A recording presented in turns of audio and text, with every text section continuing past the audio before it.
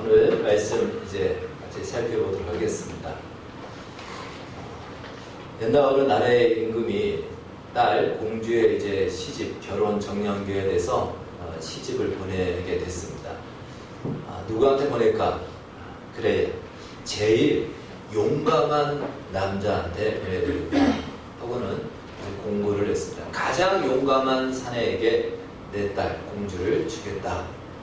이 공고를 받고 많은 사람들이 몰려들었습니다. 그런데 한 연못가에 몰려들게 했고, 그 연못가에서 이렇게 얘기합니다. 자, 이 끝에서 저기까지 오는 사람, 그 사람을 가장 용기 있는 사람으로 인정하겠다. 그런데 그 연못가 안에는 악어 3마리가 있는 겁니다. 악어 3마리가 왔다 갔다 하면서 입도 가끔씩 보여주고 자기 이빨이 더 크다는 걸 자랑하듯이. 그러니 공주하고 결혼하고 싶지만 막상 거기를 뛰어들었다가는 이 악어 밥이 될 수가 있으니까 아무도 주저 아무도 그냥 물 속에 뛰어들지 않습니다. 그때 어떤 젊은이가 물속에 첨펑 뛰어들더만 정말 불이 나게 아주 무슨 모터가 달린 듯이 그 악어보다 더 빠르게 그냥 거기를 뛰쳐나온 겁니다. 반대편으로. 사람들이 막 박수를 치고 몰려들었습니다. 임금님이 묻습니다. 아니 젊은이, 자네는 어디서 그런 용기가 났나? 라고 이렇게 묻습니다. 그래서 이 젊은이가 임금님의 말은 들은 척도 하지 않고 씩씩거리며 그쪽을 향해서 어떤 놈이 날 밀었어? 이런 얘기를 한다고 합니다. 좀 오래된 유머지만 그러나 이 유머가 우리에게 좀 주는 교훈도 있습니다. 때때로 인생을 살다 보면요, 내가 원치 않는데 그 자리로 밀려서 갔는데 그것이 대박이 나는 경우가 종종 있는 것을 보게 됩니다. 그래서 알 수가 없는 것이죠.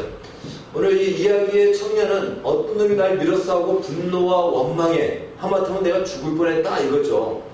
그렇게 소리쳤다면 오늘 우리가 성경 본문에는 제발 날 좀 밀어줘 하는 한 사람이 등장하고 있다는 것입니다. 우리 1절 말씀 다시 한번 읽도록 하겠습니다. 5장 1절 시작. 그의 유대인의 명절이 되어 예수께서 예루살렘에 올라가시니 2절까지 예루살렘에 있는 양문 곁에 히브리 말로 베데스라는 곳이 있는데 거기에 인가 5이 있고. 예수님께서 예루살렘으로 다시 올라가셨습니다. 그리고 양문 곁에 이제 가시게 됩니다. 여러분, 우리나라의 서울의 그 광희문이라고 좀 아십니까? 광희문, 서울 도성에. 이 광희문은 무슨 동에 있을까요? 서울 출신 아무도 없나요? 광희문은 광희동에 있습니다. 동대문 바로 근처입니다. 바로 그 근처죠. 그런데 이 광희문은 본래 수구문입니다. 수구문. 시체가 성 밖으로 나갈 때 나가는 문입니다. 그러니까 사람들이 정상적으로 오가는 동대문, 숭례문 이러한 문이 아니고 특수한 목적을 위해서 만들어놓은 그런 작은 문들이 있죠.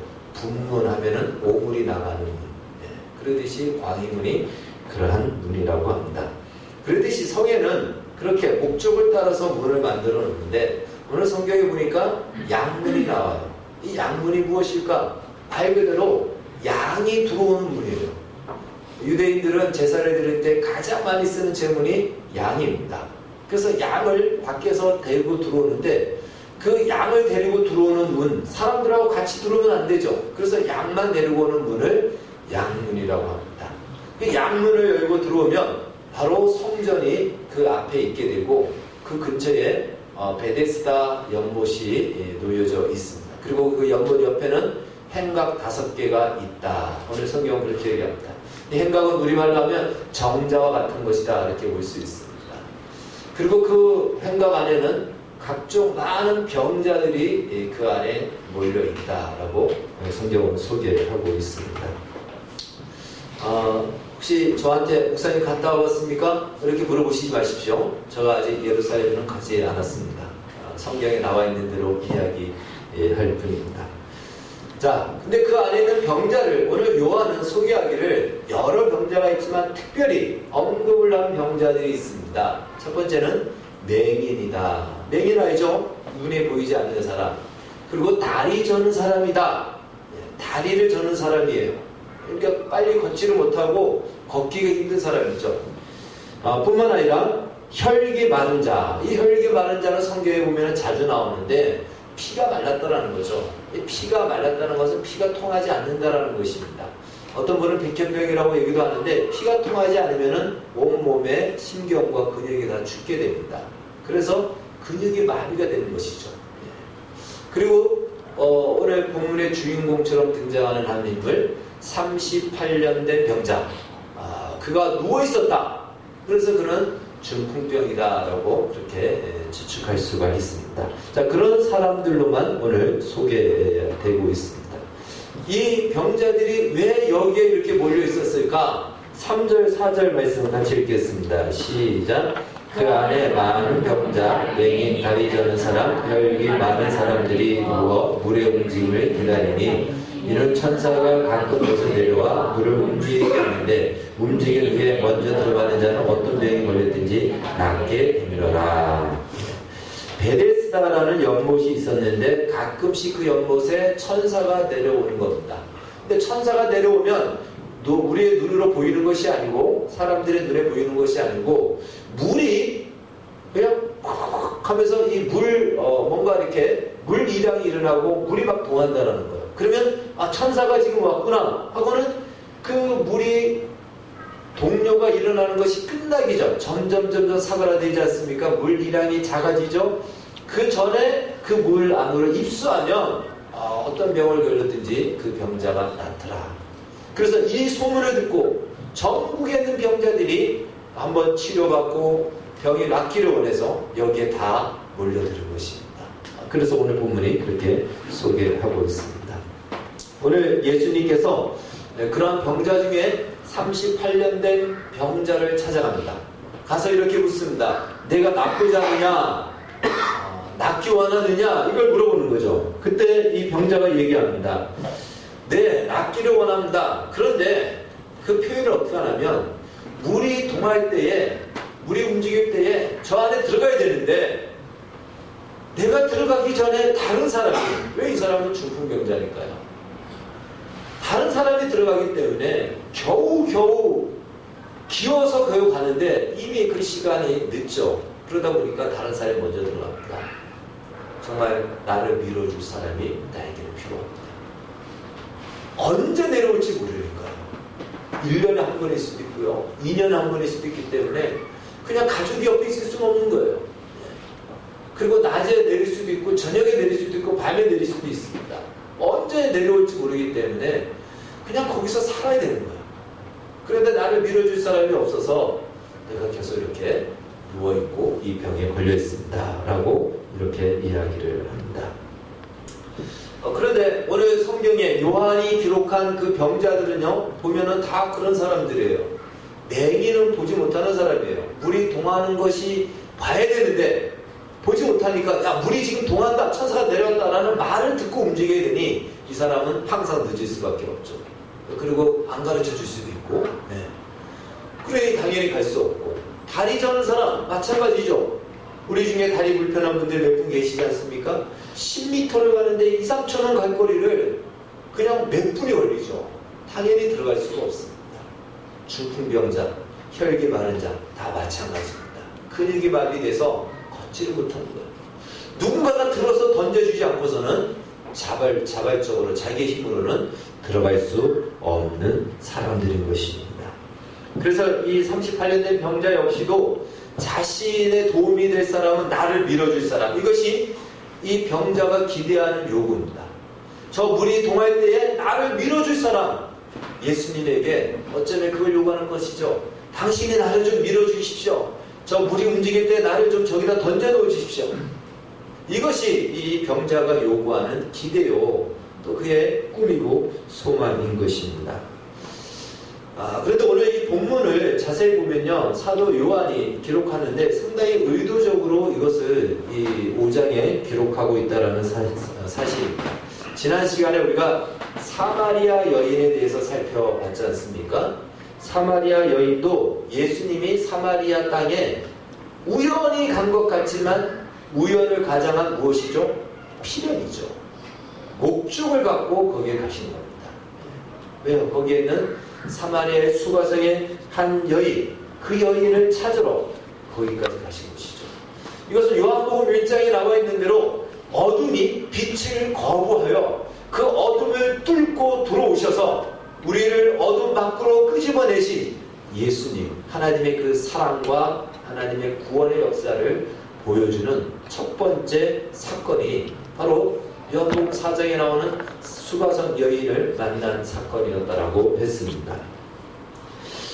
그래서 그것은요, 그 일을 이룸에 있어서는 절대로 우리의 어떤 공로나 자격이나 조건이 들어갈 자리가 없다라고 하겠습니다. 우리는 어둠 속에 있기 때문에 그냥 어떻게 할 수가 없어요. 그냥 그분이 와서 우리를 건져 주셔야지만이 우리가 건질받는 것이지, 나에게 무슨 자격과 공로와 조건을 요구한다면 아무것도 우리는 이룰 수 없다. 그래서 무자격, 무조건 하나님의 은혜와 사랑이 우리에게 베풀어진 것이다. 이걸 가지고 우리는 믿음이요 은혜라고 이야기합니다. 요한이 말하고자 하는 것은요, 하나님의 사랑, 요한복음 3장 16절에서 하나님의 사랑이, 하나님이 세상을 이처럼 사랑하사 했을 때 그 사랑이 무엇인지, 그 사랑의 구체적인 내용이 어떠한 내용인지를 이 사건을 통해서 보여주신 겁니다. 그래서 요한복음 4장에서는 수가성 여인을 찾아온 것으로 나타난 것이고요. 그리고 오늘 요한복음 5장에서는 이 베데스다에 있는 38년 된 병자를 찾아온 것으로 나타나는 것입니다. 하나님의 베푸시는 이 구원은 우리 어떤 조건이 없이 주어지고 베풀어진 사랑이요, 은혜요, 또한 긍휼이요, 하나님의 능력이라는 것입니다. 이것을 말해주는 거예요. 그래서 우리는 요한복음을 통해서 이 사실을 계속해서 깊이 확인하고 발견해봅니다. 여러분, 베데스다 한번 따라해봅시다. 베데스다. 아마 기독교인들이 쓰는 그 시설이나 기관들을 보면 베데스라는 기관들을 많이 쓰고, 또 교회 이름도 베데스다 교회를 많이 쓰기도 합니다. 이 베데스다는요, 베트와 헤세드의 합성어입니다. 베트, 이 히브리어로 베델 할 때 이 베트, 다른 말로 이 베트는 집이라는 뜻입니다. 그래서 베들레헴 할 때 이 베트는 집이고 레헴은 떡이에요. 베들레헴이라는 것은 정확하게 이름 뜻이 무엇이죠? 떡집이라는 뜻이에요. 이것은 사실 요한복음 6장에 보면은 예수님이 내가 생명의 떡으로 오셨다는 것을 말씀해 주고 있죠. 그래서 처음부터 예수님은 베들레헴에서 나신 목적이 있는 것입니다. 그렇듯이 이 베데스다의 베트는 집이라는 뜻이고, 그 다음에 헤세드라는 것은요, 구약 성경에 나와 있는 사랑이라는 표현, 은혜라는 표현, 어떤 그 인자하심, 하나님의 인자와 자비와 사랑을 이야기할 때, 하나님의 선하심을 이야기할 때 헤세드라고 얘기합니다. 그러니까 이것을 합성해서 쓴 단어이기 때문에 우리말로 번역을 한다면 헤세드의 집, 다른 말로 은혜의 집, 긍휼의 집, 사랑의 집, 자비의 집이라는 뜻입니다. 베데스다가 바로 그런 곳입니다. 그래서 천사가 내려와서 그곳에서는 은혜를 베풀어 주는 거죠. 물이 동료됨으로 그 안에 들어오는 사람은 어떤 병이든지 낫게 하는 것입니다. 그러니 여기 나오는 맹인이나 다리를 걷는 사람들에게는 베데스다는요, 정말 그들에게는 꿈이요, 비전이요, 남아있는 인생의 마지막 보루요, 희망인 것입니다. 그런데 상대적으로 지금 소개되고 있는 사람들은 그런 희망의 회로를 베데스다 연못을 보면서 계속 돌리지만 언제나 자기들이 1등으로 들어갈 수가 없어요. 항상 다른 사람이 먼저 들어가는 거예요. 이들에게 있어서는 희망의 회로이면서도 또 그것을 바라보면서 어떤 느낌이 맞을까요? 절망을 가질 수밖에 없는 것이죠. 여러분, 4월은 잔인한 달, 혹시 어떤 시인이 쓴지 기억하십니까? 우리는 다 공과로 공부하셔가지고 문화 공부한 분들이 없었습니까? 네. 유명한 미국 작가의 T.S. 엘리오트라는 작가가 4월은 잔인한 달 했는데 그 시 제목은 황무지입니다. 황무지. 이 웨스트랜드. 버려진다라는 뜻인데, 이 황무지, 왜 사월은 잔인할까요? 사월에는 모든 만물이 대지에서 꽃이 새싹이 올라오고 꽃이 피고 막 그러지 않습니까? 그런데 왜 잔인할까요? 황무지라는 곳은 겨울 동안에는 일반 대지나 학구지나 똑같이 얼어붙었는데, 4월이 되니까 대지에서는 막 풀들이 올라오고 생명의 기운들이 올라오는데 황무지는 여전히 죽음에 따른 것입니다. 그래서 4월은 오히려 더 잔인한 거예요. 나는 죽음의 땅인데 저 대지에서는 막 생명의 기운들이 올라오니까 더 잔인한 겁니다. 여러분, 베데스다가 바로 그런 곳이지 않을까요? 이 사람들에게는 희망의 마지막 보루에, 마지막 자신들의 비전이고 자신들의 지탱에 갈 수 있는 어떤 근거이기도 할 겁니다. 저곳에 천사가 내려와서 들어가면 내가 나오는데, 나올 수 있는데, 그런데 번번이 이들은 들어갈 수가 없는 거죠. 자신들의 힘으로는 불가능한 것입니다. 누군가가 집어넣어줘야 되는데 그럴 사람이 없고 항상 다른 사람들이 먼저 들어가니, 그 베데스다는 희망 회로를 돌릴 수 있는 희망의 바로 대상이기도 하지만, 또 하나는 굉장히 큰 절망일 수도 있는 것입니다. 차라리 저것이 없으면, 나는 안 났는데 다른 사람만 나오면, 여러분 축하해주지만 축하도 한두 번이지 100명이 났는데 나는 안 났는다 그러면 어떻게 될까요? 낳는 사람 보면 나중에 어떤 마음이 들죠? 화가 나죠. 우리 인간이 그렇습니다. 바로 이 베데스다는 그런 두 모습을 다 가지고 있는 것입니다. 그럼에도 우리가 불구하고 거기에 몰려드는 많은 병자들에게는 그들의 인생에 있어서 마지막 희망을 거기에 두고 그곳에 몰려든 것입니다. 여러분이 생각하기에는 어떻습니까? 베데스다가 정말 희망의 장소일까요? 은혜의 장소일까요? 연못에 천사가 내려온다는 것은 이들이 말하는 전설일 수도 있고요, 소문일 수도 있고, 진짜 천사가 내려왔는지는 사실은 모릅니다. 아마 제가 생각하기에는 거기가 온천이지 않을까. 온천이 가끔씩 물이 팍 올라오면, 이 뭔가 유황온천이나 그런 거라면 거기에 들어가면은 우리의 몸이 좋아지니까 회복되고, 그것이 소문이 나서 병자들이 낫는다라고 아마 나지 않았을까 생각합니다. 그러나 어찌됐든 그 땅이, 그 베데스다가 병이 낫는 곳이기 때문에 정말 서로가 거기를 꿈꾸고 들어가기를 원하지만, 이 소개되고 있는 사람들에게는 그림의 떡에 불과한 것이죠. 그림의 떡이에요. 알긴 알지만 불가능한 것입니다. 나에게는 그림의 떡에 불과하다. 그래서 이것을 이제 제가 조금 법칙으로, 공식으로 한번 만들어 봤습니다. 그럼 이렇게 할 수 있겠죠? 자, 치유가 되기 위해서는 먼저 베데스다라는 은혜, 하나님의 은혜가 있어요. 천사가 내려와서 고쳐주는 베데스다가 있습니다. 그런데 그걸로 되는 것이 아니고, 물의 동력, 물의 움직임이 멈추어지기 전까지 뭐 해야 되죠? 거기에 입수해야 되는 거예요. 그런데 입수하기 위해서는 빨리 가야 됩니다. 나의 능력과 나의 노력이 필요한 것이죠. 이 공식인 것이죠. 이 그림을 가지고 오늘 본문에 나와 있는 말씀만 본다면 이런 공식, 그래서 이것을 구원으로 만약에 대입을 한다면 이렇게 볼 수 있죠. 구원은 하나님의 은혜가 있어야 되고, 두 번째는 무엇이죠?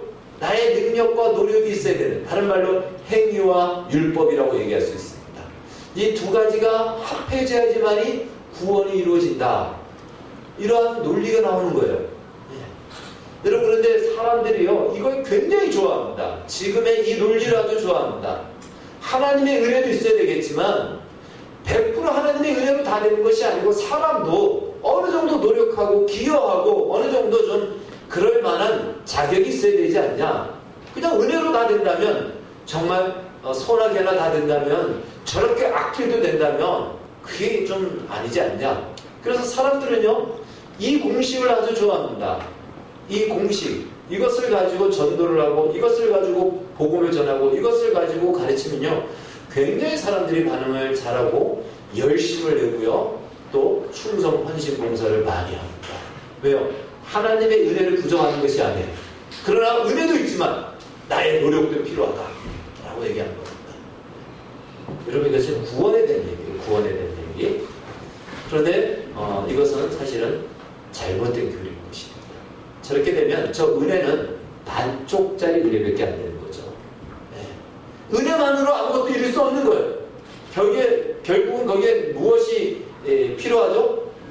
나의 결단과 나의 노력이 들어가야지만이 은혜가 은혜의 힘을 발휘하는 것입니다. 그러니까 하나님이 베푸신 은혜는 반쪽짜리 은혜밖에 안 된다는 거예요. 그러니 지금 저 베데스다, 연못이라고 하는 그 베데스다가 정말 하나님의 은혜의 집인가? 우리는 한번 생각해 보게 되죠. 그럴 수 없다는 것이에요. 그 천사가 내려와서 물이 동요될 때 내가 뛰어들어가야 된다. 입수해야 된다. 그럼 거기는 이미 은혜와 나의 노력과 능력, 나의 의지, 이것이 합해지는 것이죠. 이 은혜일 수가 없습니다. 그러나 이 38년 된 병자도 그것이 너무나도 지극히 당연하고 받아들여지니까 나 좀 밀어주세요 이거예요. 나를 도와줄 사람은 나를 밀어줄 사람입니다. 그래야 하나님이 은혜를 준 것을 그 은혜를 은혜로 받습니다 라고 이렇게 이야기하는 것입니다. 실제로 유대인들은요, 하나님이 구약시대에 이런 것을 준 적이 있죠. 율법을 주셨죠. 그래서 율법을 지키면 이라는 어떤 조건을 내걸었습니다. 그런데 우리가 잘 알고 있듯이 유대인들은 율법을 지키지 못했습니다. 오히려 율법주의를 만들어서 반율법, 반기독교적인 하나의 그런 사상을 만들어냅니다. 그래서 은혜는 우리의 행위와 우리의 어떤 노력과 우리의 능력을 플러스해야지만이 효과를 발휘하는 은혜, 그것은 하나님이 주신 은혜가 아니라는 것입니다. 오늘날 우리 기독교 안에도요, 이렇게 설교하고 이렇게 가르치는 데가 제법 많이 있습니다. 제법 많이 있어요. 왜 그런가 하면 성도들이 이렇게 믿음으로 살지 않고 하나님의 말씀을 따라 사는 것이 너무 없다 보니까 이렇게 해서는 안 되겠다. 좀 경각심을 주고 각성을 시켜야 되겠다. 그래서 그렇게 살다가는 천국 못 갑니다 라고 이렇게 강조를 하고 이야기하는 거예요. 그러니까 우리가 잘 이해를 해야 됩니다. 사실은 각성하고 우리를 좀 분발시키기 위해서 그렇게 이야기하는 것이지, 진짜 말씀은 하나님의 은혜로만 우리가 구원을 받습니다. 오늘 보십시오. 이 38년 된 병자가요, 나를 밀어줄 사람, 나를 도와줄 사람, 그래야 내가 고침받습니다 라고 했는데 예수님이 그 자리에서 뭐라고 했죠? 네. 일어나서 너의 들 것을 가지고 가라 라고 얘기합니다. 그러니까 그 자리에서 그냥 나와져 버려요. 여러분, 이것이 베데스다. 이것이 은혜예요. 네. 이 사람의 어떤 조건이나 자격이나 능력이나 의지나 노력이나 이것이 상관없어요. 그냥 은혜가 주어진 것입니다. 이것이 하나님의 은혜요, 하나님의 말씀하시는 베데스다라는 것입니다. 사실 이 은혜라는 것은요, 은혜는 받는 자가 선택하는 것이 아니고 은혜는 주는 자가 선택하는 거예요. 모두가 다 심판을 받아야 되는데 그 중에 내가 너를 사면해 준다. 주는 자의 선택입니다. 그걸 은혜라고 얘기하는 거예요. 그런데 나머지 사람들이 왜 나는 안 줘요? 라고 이렇게 이야기할 근거가 없다는 것이에요. 왜? 이미 심판받고 이미 버려졌고 이미 죽은 사람들이기 때문에 그것이 마땅한 것인데 거기에 은혜를 베풀어 주시는 거예요. 그래서 성도란, 신자란 은혜를 입은 자들입니다. 여러분, 우리는 은혜를 입은 자들이에요. 우리 어떤 조건이나 자격이 있어서가 아니고 그분이 그냥 오셔서 우리를 선택하신 거예요. 그래서 그분의 자녀와 백성으로 삼아주신 것입니다. 그것이 은혜라는 것입니다. 이것을 요한은 말하고 싶었던 것입니다. 이 베데스다, 진짜 베데스다는 연못에 들어가는 것이 아니고 예수님이 오셔서 그냥 그 자리에서 일어나라. 그것이 은혜라는 거예요. 또 놀라운 것은요, 이 사람은 38년 된 병자는요, 자기를 고쳐준 분이 누군지도 몰라요. 그냥 와서 네가 낫고자 하느냐 하니까 나는 낫기를 원하는데 나를 밀어줄 사람이 필요합니다. 이렇게 요구했을 거예요. 근데 나아졌어요. 누가 나를 고쳤는지 모르는 거예요. 나중에서야 사람들이 물어보고 그럴 때 다시 예수님이 다시 나와서 내가 너를 고쳤다라는 것을 알려주시죠. 그때서야 이 38년 된 병자는 이분이 나를 고친 분이구나. 이분이 예수님이구나. 예수님이 나를 고쳤구나 라고 알았다는 겁니다. 다른 말 우리의 구원은요, 어쩌면 우리가 요구하지도 않았습니다. 내가 요구한 것은 기껏 사람의 도움이에요. 내가 요구한 것은 어쩌면 이 땅에 살아가는 나의 삶의 필요를 요구할 수도 있습니다. 그냥 그것은 나의 요구일 뿐이에요. 그런데 내 요구와 상관없이 영원한 생명을 그분이 주셨습니다. 내가 찾지도 않았습니다. 그것을 나는 구하지도 않았고 그것이 필요한지도 모릅니다. 그리고 누가 나를 고쳐주는지도 모릅니다. 그런데 고침받고 구원받은 것입니다. 이것이 은혜고 이것이 구원이에요. 여러분, 그렇기 때문에 요즘 우리 주변에도 가끔 자주 있는 구원파가 있어요. 이단입니다. 이 구원파는 자기가 구원받은 날짜를 기억해야 된다고 하고 그 날짜를 분명히 알아야지 구원받았다고 얘기하는데 이 말씀에 근거하니까 완전히 거짓말인 거죠. 이 병자를 보십시오. 자기가 누구한테 고침받은지도 모른다니까요. 그러나 현실은 무엇이죠? 고침받았습니다. 구원으로 얘기한다면 구원받았다는 얘기예요. 여러분, 그런 거짓된 그러한 미혹, 거짓된 이 교리에 미혹되면 안 되는 겁니다. 그래서 아까 이 말씀드린 대로 은혜에다가 플러스 뭐를 하면 다 이건 거짓이에요. 그 구원받은 은혜라고 얘기해요. 그러나 그 은혜 받은 나를 내가 기억하고 그날을 내가 경험해야지만이 구원받은 것이다 라고 덧붙입니다. 하나님의 은혜는 무엇을 덧붙일 것이 없습니다. 그 은혜 자체로 완전합니다. 그 은혜가 충분히 우리를 구원하고도 남습니다. 이것이 하나님의 은혜요 하나님의 사랑이다. 요한은 그것을 말하고자 했던 것입니다. 특별히요, 이제 이 병자를 소개하기를 38년 된 병자다 이렇게 소개하고 있습니다. 여러분, 왜 하필 38년일까요?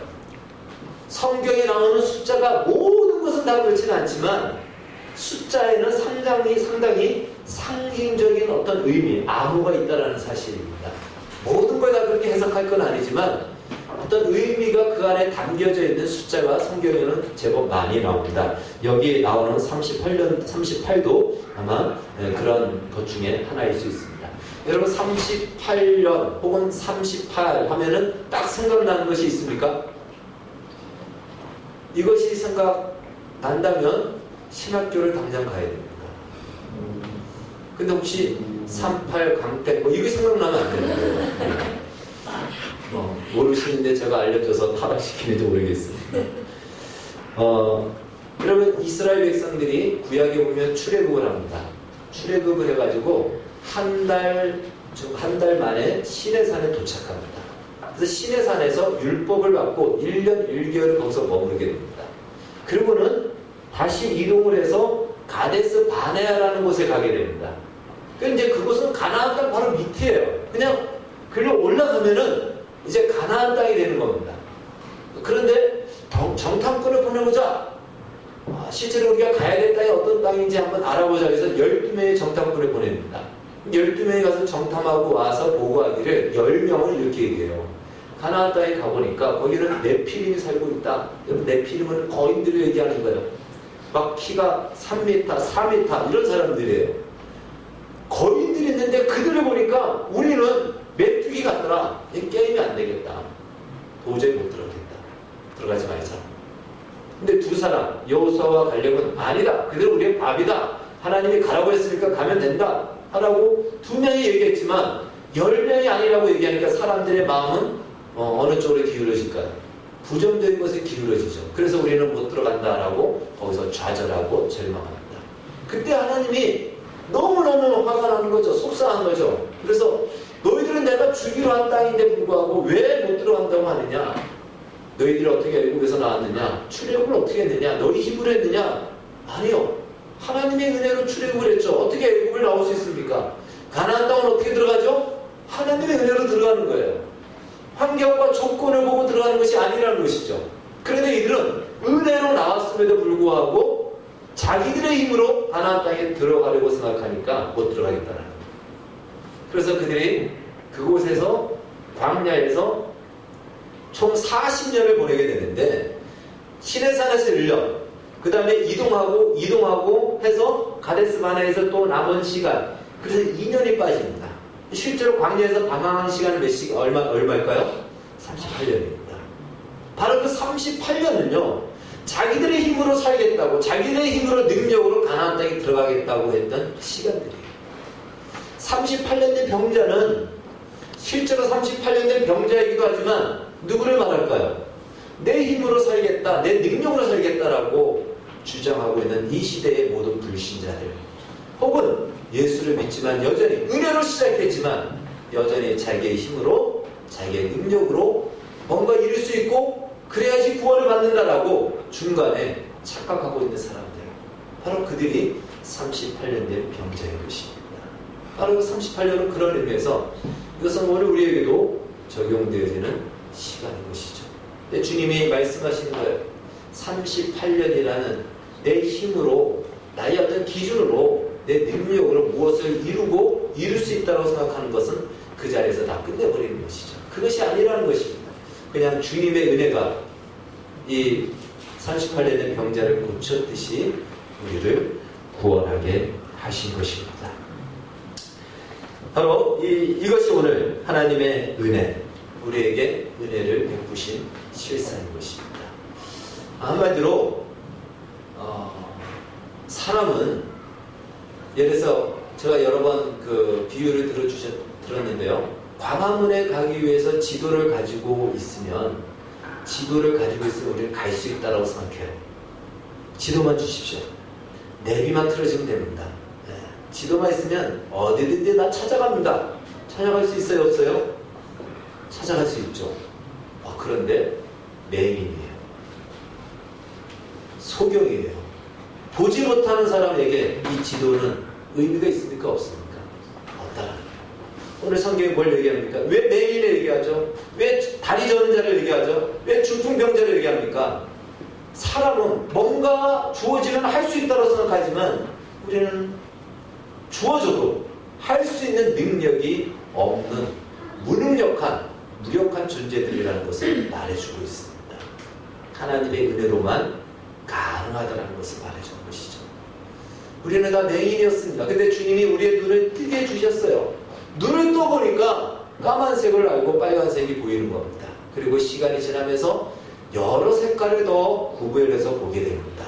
그런데 우리는 그것을 감사로 받아야 되고 기쁨으로 받아야 되고, 그래서 아직 까만색을 구별하지 못하고 하얀색을 구별하지 못하는 이제 막 눈 뜬 사람, 눈이 막 떠서 무슨 색깔인지 모르는 사람을 향해서 비난하고 비판할 것이 아니고, 나도 그 과정을 거친 거죠. 근데 나는 지금 분명하게 색을 구별한다는 것은 그 은혜가 내게 더 분명하다는 것을 우리는 알고 확인하고 감사해야 되는 것이죠. 그래서 그런 사람을 오히려 이해하고 기다려줘야 되는 것입니다. 그런데 우리도 모르는 사이에 우리는 색을 12가지로 구별하는 그 능력을 가졌다는 것으로 한두 개를 구별하지 못하는 사람을 보고 그렇게 해서 어떻게 구원받냐라고 질책을 한다는 것입니다. 그러면 안 된다는 것이에요. 그럴수록 우리는 그 받은 은혜가 더 커야 되고 더 감사가 넘쳐야 되고 더 기뻐야 됩니다. 여러분, 그러면 하나님의 은혜로 구원받으면 아무래도 좋다는 말일까요? 그냥 어떻게 해도 구원은 취소되지 않으니까 막사로도 된다는 말일까요? 그렇지 않습니다. 오늘 예수님이 나중에 이 38년 고침받은 병자를 다시 만나거든요. 그리고는 이렇게 얘기하죠. 14절 한번 말씀 같이 읽겠습니다. 14절, 5장 14절 시작. 그 후에 예수께서 성전에서 그 사람을 만나 이르시되 보라, 내가 나았으니 더 심한 것이 생기지 않게 다시는 죄를 범하지 말라 하시니. 나음을 얻었습니다. 고침을 받았습니다. 구원을 받았습니다. 그냥 있어도 구원받아요. 나음을 얻었기 때문에. 근데 거기서 머물지 말라는 것이 어떻게 하라? 죄를 짓지 않도록 죄를 멀리하라는 겁니다.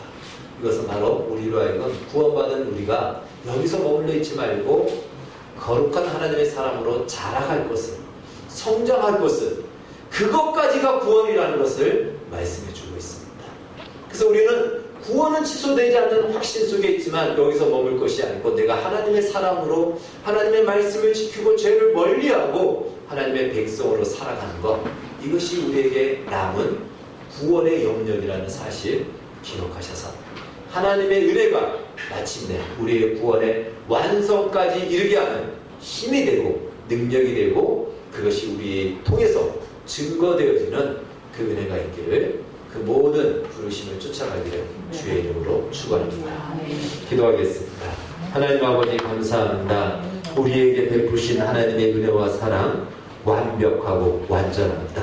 죽었던 우리를 영원히 살리셨고 하나님의 자녀 삼아 주셨습니다. 이제 우리의 남은 생애는 자녀된 자로서, 백성된 자로서 그 영광을 더 우리가 살아가면서 경험하며 누리며 그 모습으로 세워져 가는 것입니다. 이 부르심을 우리가 다 끝까지 이루게 해 주시고 하나님 이것이 우리에게 주신 약속이요 복임을 기억하게 해주시고 흔들리지 않고 주를 자랑하며 주를 따라가는 우리의 인생들 다 되게 하여 주시옵소서. 예수님의 이름으로 기도하옵나이다. 아멘.